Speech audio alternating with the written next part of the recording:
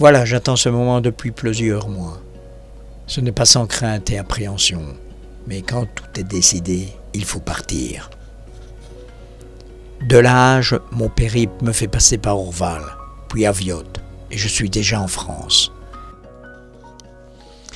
Ce pays, je vais le parcourir du nord-est au sud-ouest, traversant une quantité de charmants petits villages, ainsi que quelques grandes villes, comme Auxerre ou Nevers, puis Périgueux, afin d'arriver au bord des Pyrénées à Saint-Jean-Pied-de-Port. Ensuite, c'est l'Espagne, avec en frontière Roncevaux. Ce Roncesvalles me fait un peu penser à Orval, quasi à mon point de départ. Il faudra pourtant encore parcourir 800 km.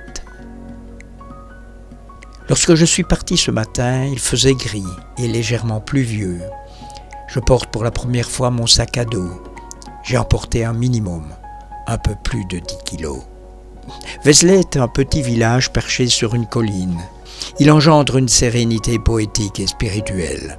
Se prêter aux coutumes dans les logements pour pèlerins est une tradition obligatoire. Lorsque tu rentres dans un logis pour pèlerins, autrement appelé albergue des peregrinos en Espagne, tu peux être reçu par un hospitalier. Il accorde bénévolement un peu de son temps pour les pèlerins de passage. Dans les refuges de la confrérie, il y a souvent un ou plusieurs hospitaliers. Tu emportes un coquillage habilement attaché à ton sac en guise de ralliement à la confrérie.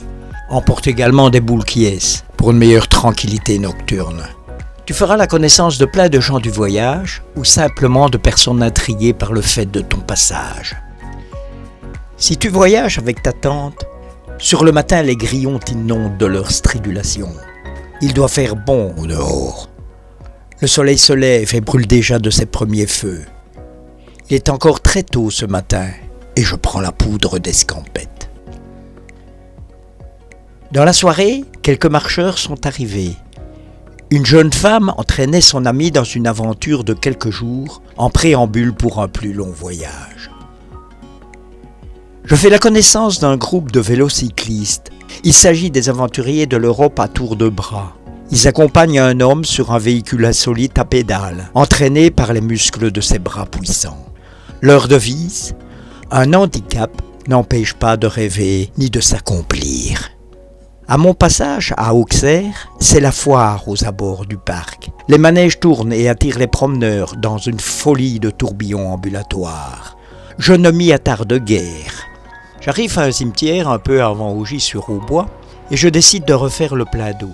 Vous me direz, est-il prudent de boire de l'eau des cimetières ? De ce fait, je vous répondrai, c'est bien connu, les morts ne boivent que de l'eau potable.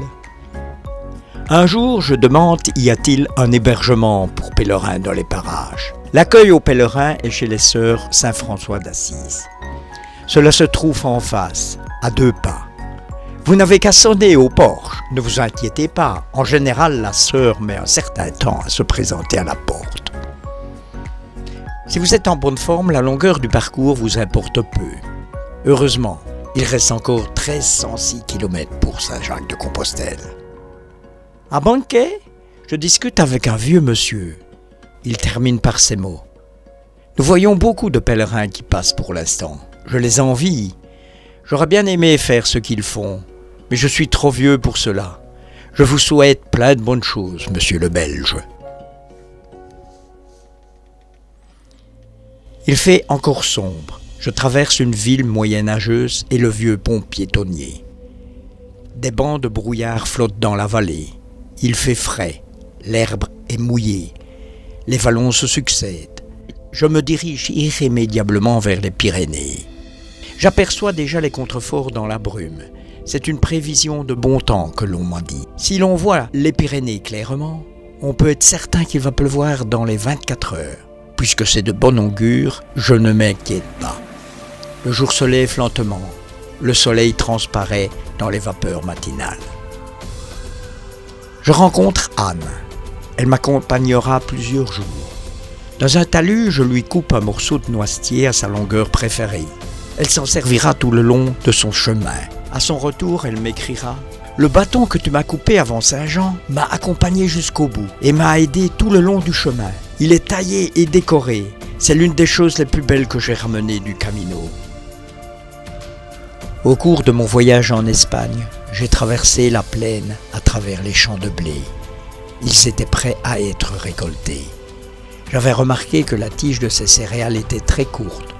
Bien sûr, pour économiser l'eau, elle est très précieuse à cet endroit.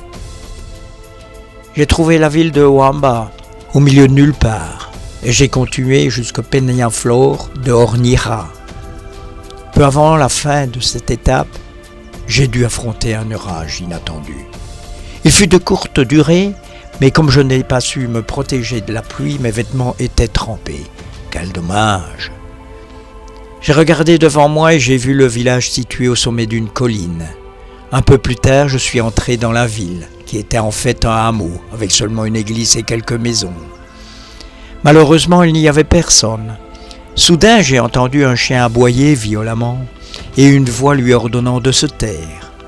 En m'approchant du bruit, j'ai vu sur le rebord de la fenêtre une cage avec un perroquet, visiblement irrité, qui prononçait le mot « Callate », que l'on traduit par « tais-toi », mais sans doute en plus vulgaire.